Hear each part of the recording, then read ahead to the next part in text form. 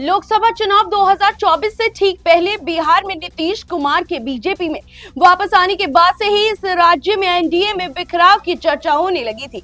पिछले कुछ महीनों में ऐसे कई मौके आए जिससे लगा कि चिराग पासवान बीजेपी से किराना करने की तैयारी कर रहे हैं। हालांकि हर बार चिराग ने इस अफवाह बताया। एक बार फिर उन्होंने कुछ ऐसा ही कहा है जिससे इन सभी अटकलों पर विराम लग गया है।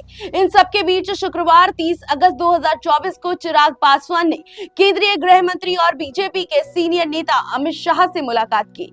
इस मीटिंग के बाद चिराग पासवान ने कहा कि वे खुद को पीएम मोदी से अलग नहीं मानते हैं।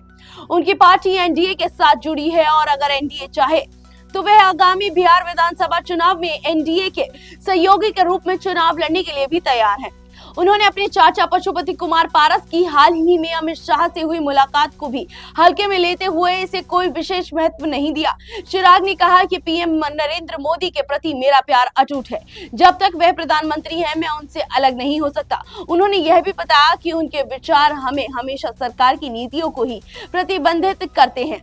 अफवाहों की प्रतिक्रिया देते हुए पासवान ने कहा कि कुछ लोग उनके और बीजेपी के बीच दरार पैदा करने की कोशिश कर रहे हैं, लेकिन उनके रिश्ते में कोई खटास नहीं है। उन्होंने जोर देकर कहा कि उनकी पार्टी का बीजेपी के साथ गठबंधन न केवल बिहार में बल्कि राष्ट्रीय स्तर पर भी मजबूत है। दरअसल चिराग पासवान ने पिछले कुछ महीनों में 3 मुद्दों पर सरकार के खिलाफ जाकर अपना पक्ष रखा। वह इस दौरान सरकार के खिलाफ ही नजर आए। सबसे पहले उन्होंने कोटे में कोटों को लेकर सुप्रीम कोर्ट के आदेश का विरोध किया। इसके बाद लेटरल एंट्री के जरिए यूपीएससी की भर्ती का विरोध किया। कोटे में कोटा को लेकर दलित संगठन की ओर से बुलाए गए भारत बंद का भी उन्होंने समर्थन किया। इन सब से चर्चा उठने लगी कि वह बीजेपी से दूर जा सकते हैं। तो आपकी क्या राय होगी इस खबर पर? हमें कमेंट बॉक्स में अपनी राय जरूर दीजिएगा और ऐसी तमाम जानकारी से जुड़े रहने के लिए देखते रहिए लोकहित क्रांति। नमस्कार।